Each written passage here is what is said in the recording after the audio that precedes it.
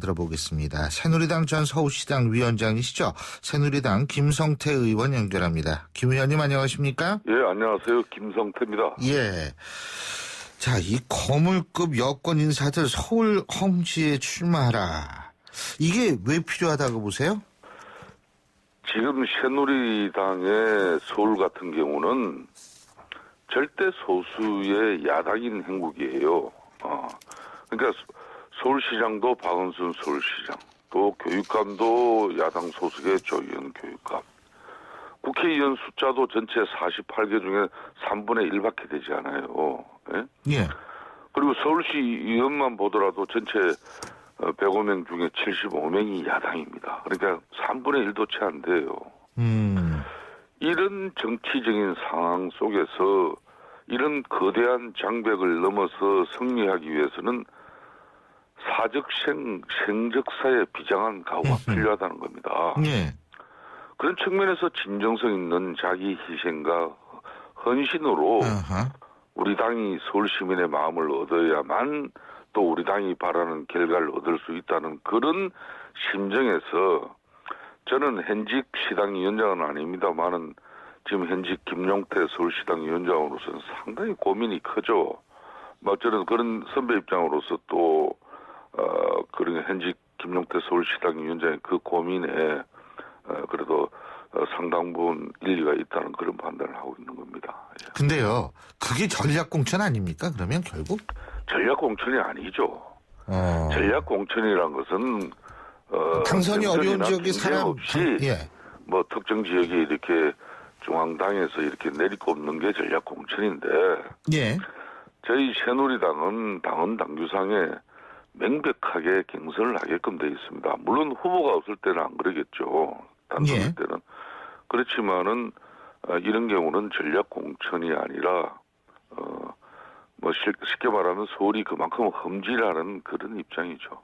근데 이제 그러면은 이분들 그러니까 그 이른바 스타급 정치인들도 이 험지에 나가서 예? 그다음에 경선을 한 다음에 예? 그 다음에 이 어떻게 되든 출마를 해라. 근데 만약 경선이 떨어지면 험지 출마론에 있어서 이 본래 취지가 희석되는 것 아니냐. 그래서 제가 이 전략공천 가능성을 여쭤본 예. 거거든요. 상당히 일리 있는 말씀입니다. 예. 그렇지만은 새누리당은 언제나 이제 구태 정치를 철폐하고 기득권을 내려놓는 그런 핵심을 주창해 왔습니다. 예. 그런 측면에서 설사 그런 일이 있다 하더라도 그거는 누구는 일찌감치 이 본선 경쟁력이 있기 때문에 이거는 그런 어떤 경쟁이나 경선을 피해서 온전하게 본선에 이렇게 진출시키는 그런 모습은 되려 의미가 없는 거죠. 예. 근데 이 험지 출마론을 잘못 들으면은요. 네. 이른바 친박이나 진박계 인사들이 TK 지역에 가는 것을 막기 위한 얘기다. 이렇게 들릴 수도 있거든요. 어떻게 절대 보십니까? 뭐 그런 의도는 아닙니다. 예. 우리 국민들도 보기에 예. 명망 있고 그래도 사회적 인지도가 높고 웬만한 또 국민적 인기도 가지고 있는 사람들이 왜 굳이 그렇게 흔히 말하는 새누리당 기반 접근이 좀 좋은 지역이라는 곳에 그렇게 목을 맵니까? 저는 그 부분은 별로 바람직하지 않게 봐요. 예.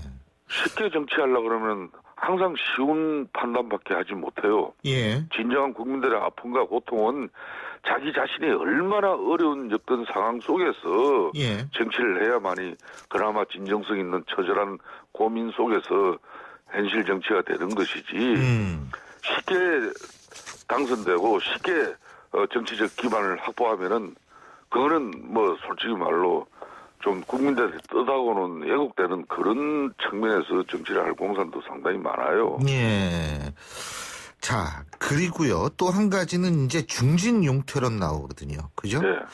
근데 어제 정가빈 국회 부의장은 저희 프로하고 인터뷰할 때요. 정치도 경륜이 필요하다. 자, 새정치민주연합 봐라. 거기 양초인 아니라 그러지 않느냐. 이게 초선들이 이렇게 지금 등장하고 있으니까 정치력 부재가 발생을 하고 그래가지고 이 갈등이 끝이 없이 이어지는 것이다. 이런 지적을 했는데 그 일리 있다고 보세요? 어떻게 보십니까? 저는 이 중진 용태로는 상향식 국민공천이 당헌 당규상에 명백하게 박혀있는 새누리당 입장에서는 예. 중진 용태로는 이런 상식 국민적 공천에 대한 전면적 부정이라고밖에 볼 수 없죠. 아하. 예. 정치적 운명이나 의사결정을 후보자의 신념과 소신으로 정하고 후보자에 대한 공천과 추천을 예. 당의 권력자나 뭐 흔히 말하는 실세가 하는 게 아니라 그 지역 유권자, 그 지역 국민들에게 돌려드린다는 취지에는 뭐 맞지는 않는 것이죠. 그러니까 그 얘기 진짜 간단히 얘기한다면 전략 공천은 안 된다고 얘기하면서 중진 융태로는 얘기하는 것은 모순이다. 이렇게 정리할 수 있겠네요. 그렇습니다. 하여튼 어떤 경우든 예. 뭐 인위적인 판단은 이루어져서는 안 된다는 겁니다. 진짜 뭐 중진 용태도 고령이라서 정말 국회의원으로서 소임을 다할 수 없는 그런 체력적인 여건이나 또 한계가 있다 그러면은 그걸 본인이 판단해 줘야죠. 그 연령으로 알겠습니다. 제한하고 이럴 필요는 없다고 봅니다. 예. 자, 그리고 또 한 가지 지금 새누리당에서 제일 뜨거운 감자가 결선 투표제 아닙니까? 예. 그죠? 이 결선 투표제. 이게 이제 현역 의원들 유리한 거를 보완하기 위한 제도다 이런 얘기를 하는데 어떻게 보십니까, 이분? 이 부분? 뭐 총선 규칙에 대한 기조 원칙은 최고위원회에서 합의를 볼 수도 있긴 하겠지만은 그 구체적인 방법과 지침은 이번에 구성된 공천특별기구에서 논의돼야 될 사항이에요. 예. 그래서 민주적인 절차로서 의총에서 그걸 최종 보고되어지는 것이고 또 그런 과정 속에서 의총이라든지 이런 다양한 의원들의 의견이 충분히 수렴되어져야 하죠. 또 국민들 우리 당원들의 목소리까지도요. 결선 투표는 지금 우리 새누리당 당헌 당규에 규정되어 있지 않습니다.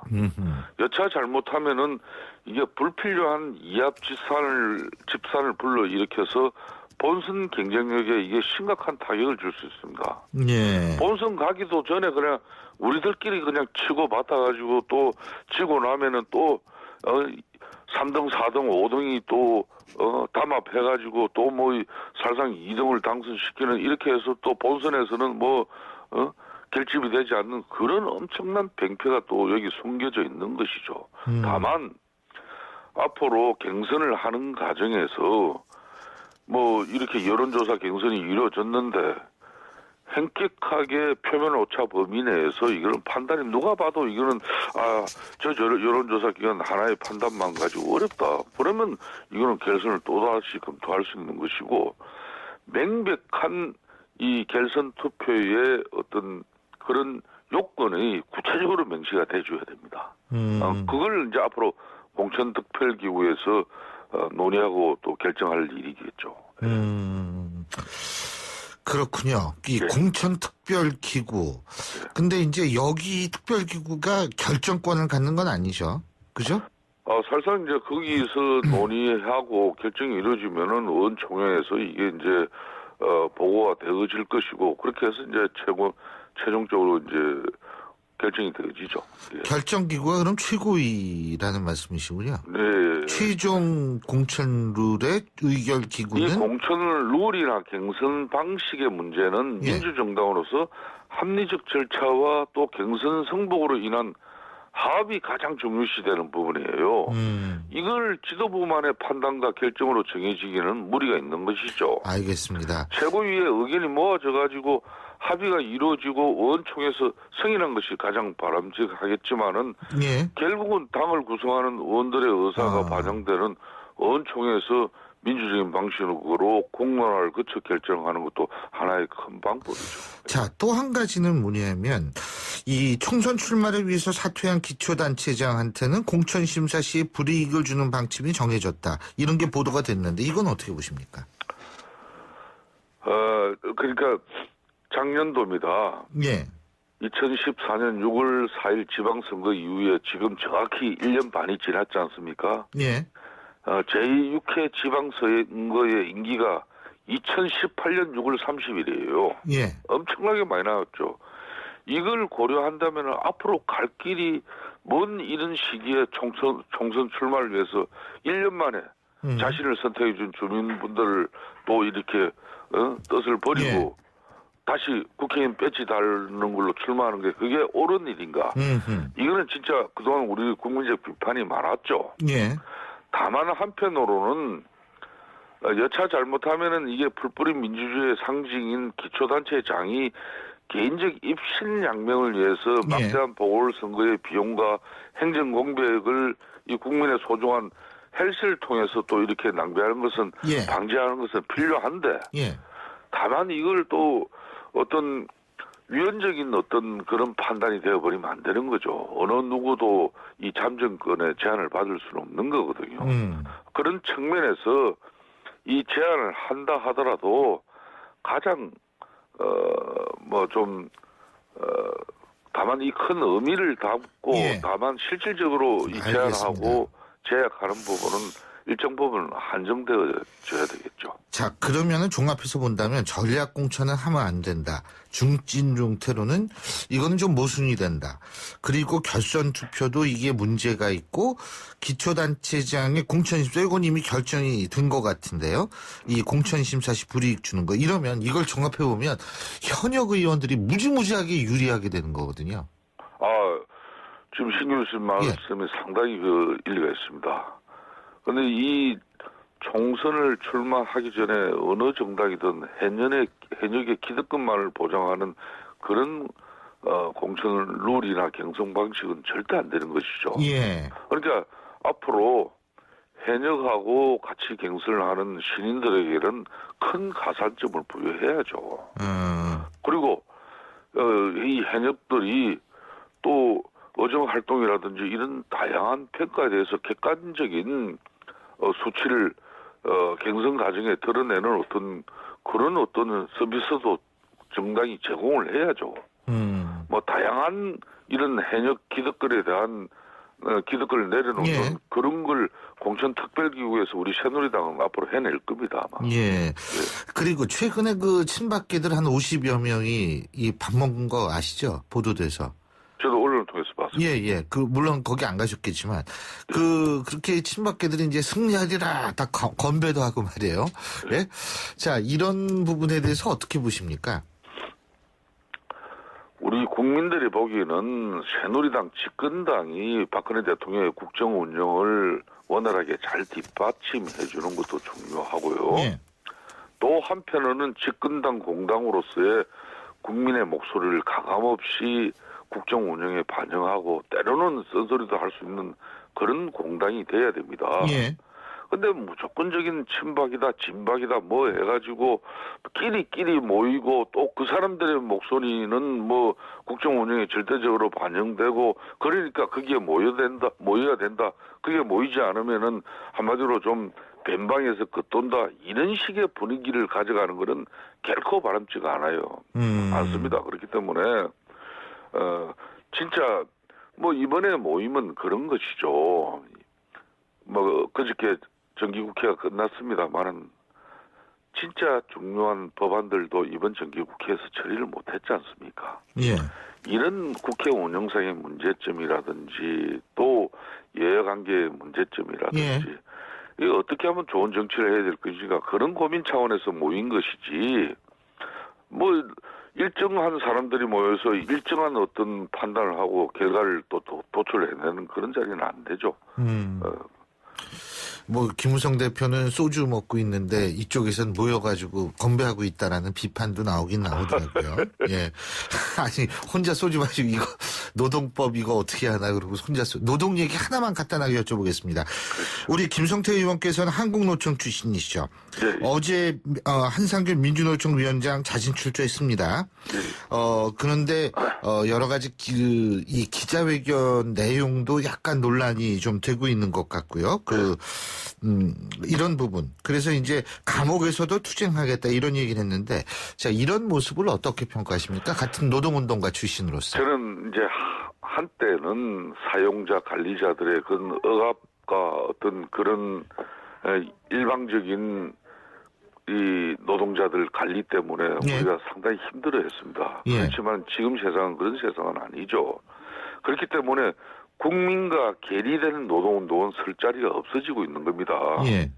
진정한 청년들의 시력 고통과 또 800만이 넘는 이 비정규직의 고용 불안이 얼마나 증폭되어 가고 있습니까? 특히 이 대기업 정규직과 중소협력 하청회사 비정규직의 임금 차별과 고용 복지 조건은 배예요.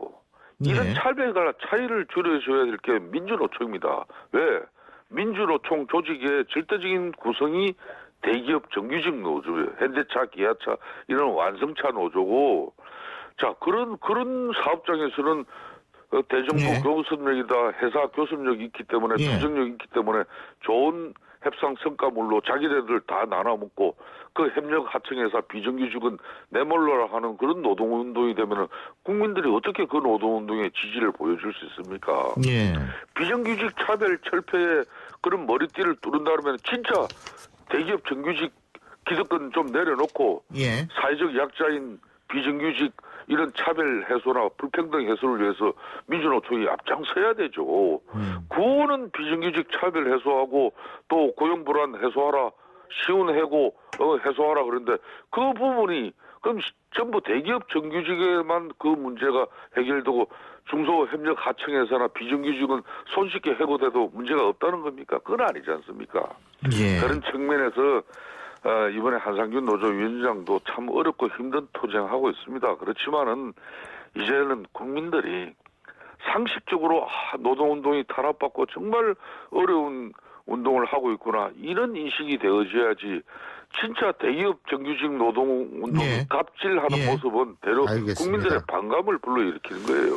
예. 잘 알겠습니다. 오늘 말씀 여기까지 듣겠습니다. 고맙습니다. 예, 감사합니다. 지금까지 새누리당 김성태 의원이었고요. 신율의 출발새 아침 1부 순서는 여기서 줄입니다. 잠시 뒤 2부에서